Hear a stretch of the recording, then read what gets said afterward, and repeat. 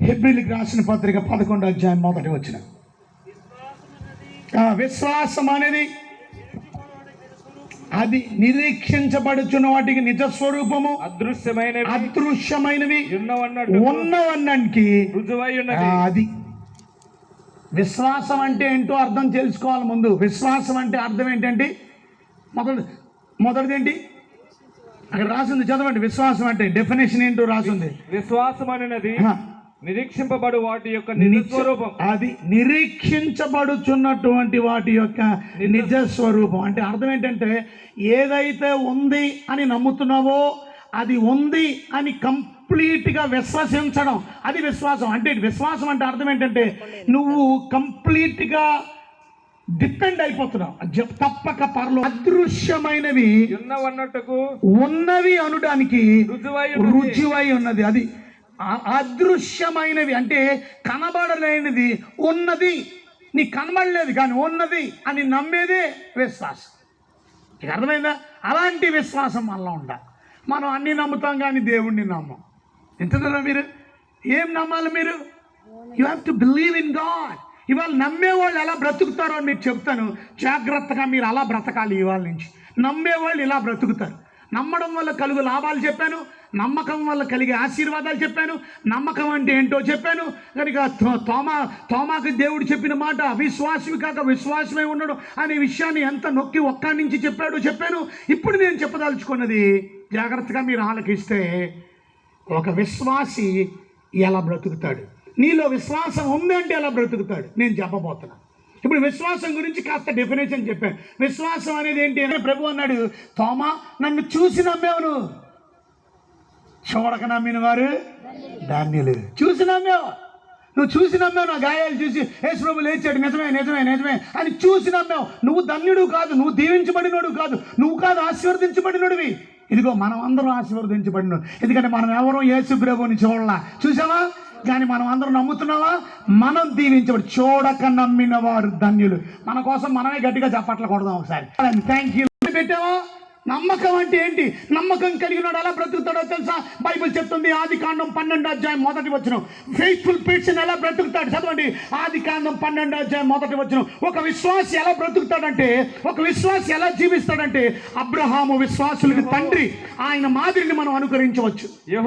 యెహోవా నీవు లేచి అబ్రహాముతో అంటున్నాడు, అబ్రహాం నువ్వు లేచి నీ దేశం నుండి, నీ బంధువుల యొద్ద నుండి, నీ తండ్రి ఇంటి నుండి బయలుదేరి నేను నీకు చూపించే దేశానికి వెళ్ళు. నిన్నేం చేస్తాను? నిన్ను గొప్ప జనముగా చేశాడా చేయలేదా? చేశాడా? ఎక్కడ చేశాడు?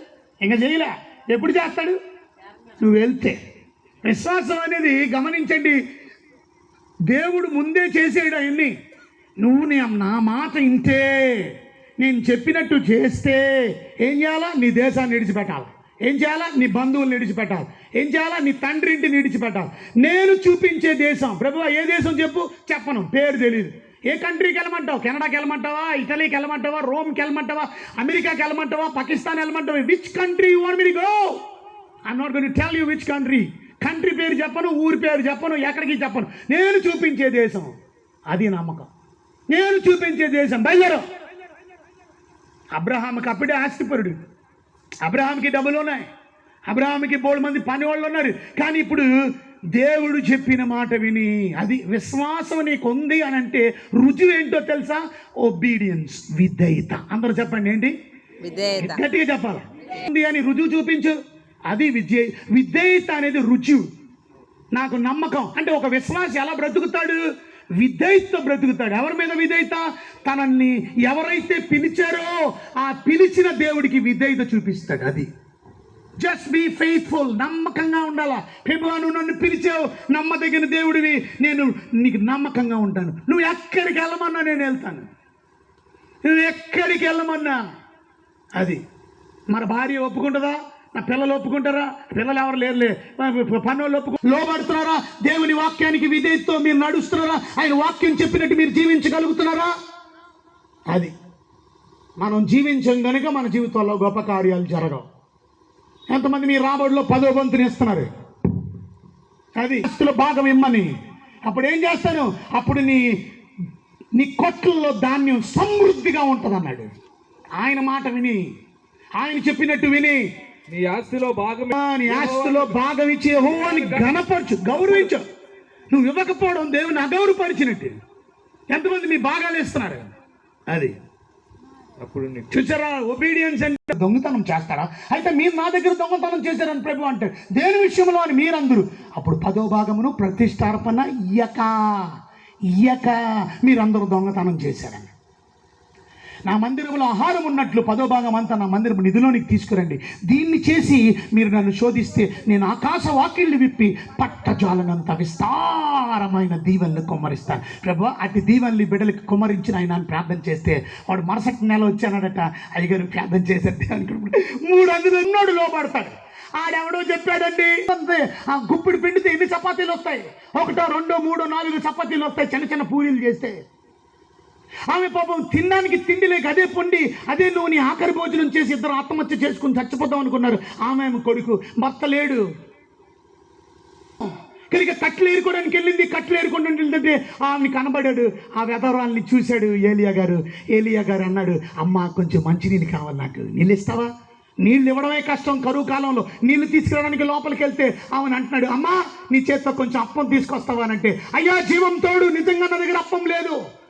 అమ్మా నీ దగ్గర ఉన్నది ఆ ఉన్న పిండిలోనే ఉన్న నూనెలోనే మొదటిది దేవుడికి తీసుకురా, దైవజనుడికి తీసుకురా, మొదటిది తీసుకురా. ఎప్పుడు కూడా దశంభాగం లేస్ట్లో కాదు, ఫస్ట్ ఇవ్వాలి. ప్రథమ ఫలం అంటే ఫస్ట్ రాగానే. మా వాళ్ళందరూ ఎలా చేస్తారో తెలుసా? 1వ తారీఖు వింటారు. నువ్వు వింటున్నావా?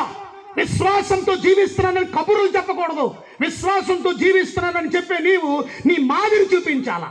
ఏమిటో విశ్వాసంతో జీవించాడు. ఇదిగో నేను ప్రభు చెప్పినట్టు చేస్తున్నాను, ఆయన ఆర్డర్స్ ఫాలో అవుతున్నాను. చిన్న విషయంలోనే నువ్వు నమ్మకంగా లేవు, ఇంకా పెద్ద విషయాల్లో నమ్మకంగా ఎలా ఉంటావు? చిన్న విషయంలోనే మాట వినట్లేదు, ఇంకా పెద్ద విషయాల్లో మాట ఏమింటావు? ఇప్పుడు ఇంకొక పెద్ద పని చెప్పాడు. ఏమన్నాడు తెలుసా? 22వ అధ్యాయం ఆదికాండం ఏమన్నాడు? ఇప్పుడు అదే అబ్రహాముతో దేవుడు నా ఒక్కడై ఉన్న కుమారుణ్ణి తీసుకొని వచ్చి మోరియా పర్వతం మీద నాకు బలిగా అర్పించమన్నాడు. ఇది ఈజీయా? ఇది కష్టమా? చెప్పండి. నీకున్న ఒక్కడైన కుమారుణ్ణి అనగా నీవు ప్రేమించి అది నువ్వు ప్రేమించే ఇస్సాకు మొరియా దేశంలోకి వెళ్ళి. అది నువ్వు ప్రేమించే దేవుడికి ఇవ్వగలవా?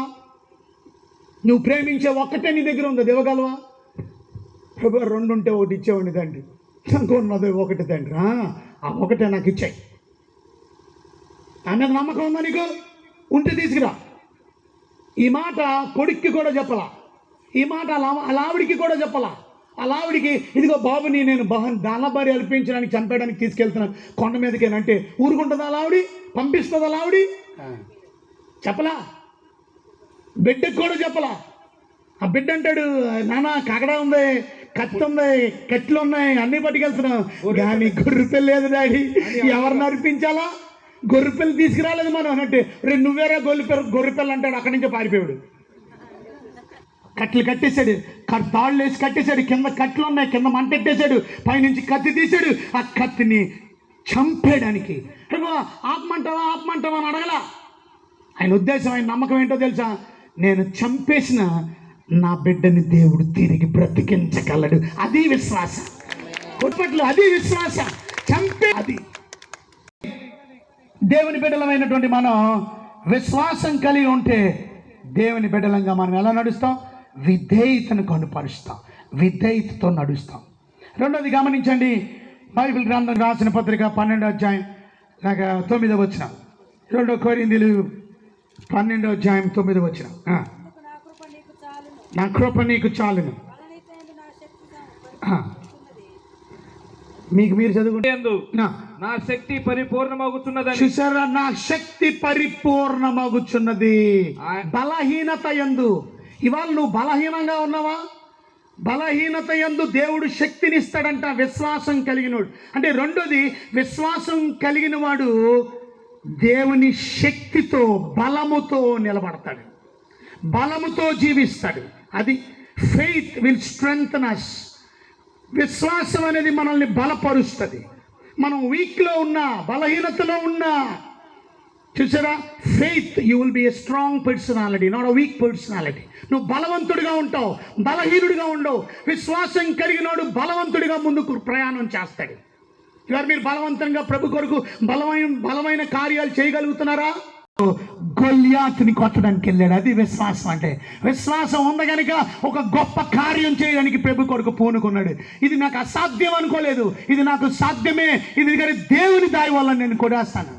ఈ సున్నితులని ఫిలిస్తీయుడంతా నా దేవుడు నాకు శక్తినిచ్చాడు. అడవిలో నేను ఉన్నప్పుడు, గొర్రెల్ని మేపుకుంటున్నప్పుడు, ఆ భయంకరమైన తోడేలు వచ్చినప్పుడు, ఆ భయంకరమైనటువంటి సింహం వచ్చినప్పుడు, ఆ సింహం మీద విజయం ఇచ్చిన వాడు, తోడేలు మీద విజయం ఇచ్చిన వాడు ఈ ఫిలిస్తీయుడు. ఈ సున్నితులేనోడి చేతుల్లో నుంచి నాకు విజయం ఇవ్వడా, యుద్ధం యెహోవాదే, విశ్వాసమే విజయం అని ముందుకెళ్ళాడు. కొట్టు గట్టిగా యేసు ప్రభుకి చప్పట్లు. చూసారా, విశ్వాసంతో ముందుకు ప్రయాణం చేసేవాళ్ళు ఉన్నారా?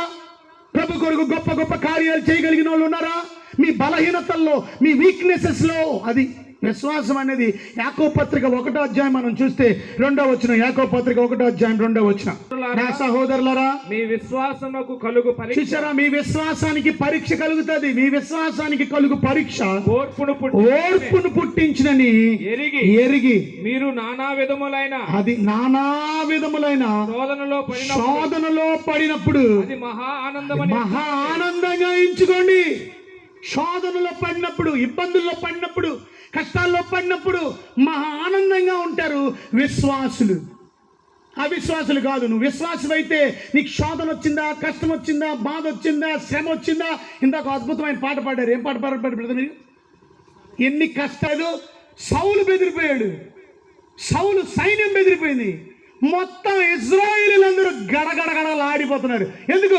ఒక్క ఫిలిస్తీయుడైనటువంటి అజానుబాబుడైనటువంటి వ్యక్తిని, ఆ వ్యక్తిని చూసే కంగారు పడిపోతున్నారు. అమ్మో, ఈ గొలియాతుతో మేము యుద్ధం చేయలేము, భయంతో. విశ్వాసం ఉందంటారు వీళ్ళందరికీ? విశ్వాసం ఉందంటారా? సౌలుకి విశ్వాసం ఉందా? ఇశ్రాయేలీలకి? సో-కాల్డ్ దేవుని బిడ్డలు, మీరు కూడా దేవుని బిడ్డలు. సంవత్సరాల కుర్రోడైన దావీదు యుద్ధానికి వెళ్ళిపోతానన్నాడు, నేను కొడేస్తానన్నాడు. వాడు బాల్యం నుండి యుద్ధాభ్యాసం చేసినవాడు. దావీదు వెళ్తారా? రా అది. ఎందుకంటే దేవుడి మీద అపారమైన విశ్వాసం. యుద్ధం యెహోవాదే, నేను కాదు, దేవుడే చూసుకుంటాడు. వెళ్ళిపోయాడు అంతే. ఒక వడిసెల్లో ఏమన్నా రాళ్ళు తీసుకున్నాడు, 5 రాళ్ళు తీసుకున్నాడు అంతే. ఒక వడిసెలో పెట్టాడు, తిప్పాడు, అలా కొట్టగానే అది వెళ్ళి కరెక్ట్గా అది గాడి ఇక్కడే ఉందంట. నెదుటి మీద కొట్టగానే, ఎవరైనా నెదుటి మీద కొడితే ఎలా పడతారండి? అది. కానీ బైబిల్ చదివారా మీరు? ఆయన వెనక్కి పడలా, బోర్లు పడ్డాడు. బోర్లు అంటే ఇలా పడ్డాడు. రాయి ఎక్కడ తగిలితే ఎవడైనా గట్టిగా ఇటు కొడితే వెనక్కి పడతాం. ఎవరు ఎందుకు పడ్డాడు? ముందు యెహోవాదే, నేను కాదు యుద్ధం. ఈయన దెబ్బ ఎదర నుంచి కొట్టి తగిలి ఉండాలా, వెనకాల దెబ్బ మీద టిప్ అని కొట్టి ఉండాలా. ఆ దెబ్బ పగిలిపోయి ఎదరపడిపోయాడు. యుద్ధం దేవుడు చేస్తున్నాడు, యుద్ధం దేవుడు చేస్తున్నాడు. నువ్వు యుద్ధ రంగంలో నిలబడ్డమే అంతే. నీ వడిసెల వల్ల, నీ వినదో, నా దేవుడు నాకు విజయం ఇస్తాడు. నమ్మిన వాళ్ళు గట్టిగా చప్పట్లు కొట్టాడు. సరిపోదు, ఇంకా గట్టిగా కొట్టి.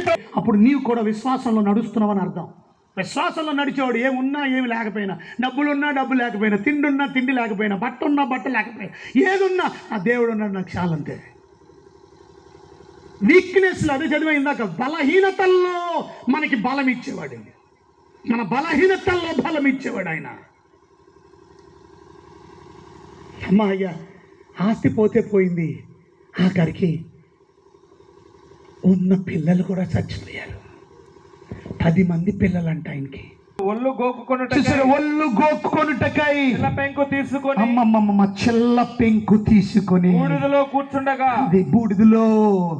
ఇప్పుడు జబ్బు చేసింది, జబ్బు చేసినా దేవుడిని విడిచిపెట్టడంలా, ఆయన విశ్వాసాన్ని విడిచిపెట్టడంలా, దేవుడి మీద ఉన్న నమ్మకాన్ని విడిచిపెట్టట్లేదు. సహోదరి సహోదరుడా, క్రైస్తవురాల, దేవుని బిడ్డలారా, సేవకులారా, దేవుని మాటలు వింటున్నటువంటి మీరు, శబ్ద తరంగాల ద్వారా మీ గుమ్మాల దగ్గర కూర్చొని వాక్యం వింటున్నటువంటి ఓ ప్రియ దేవుని బిడ్డలారా, మీరు ఆలోచించండి. అట్టి విశ్వాసం మీలో ఉందా? అట్టి నమ్మకం మీలో ఉందా?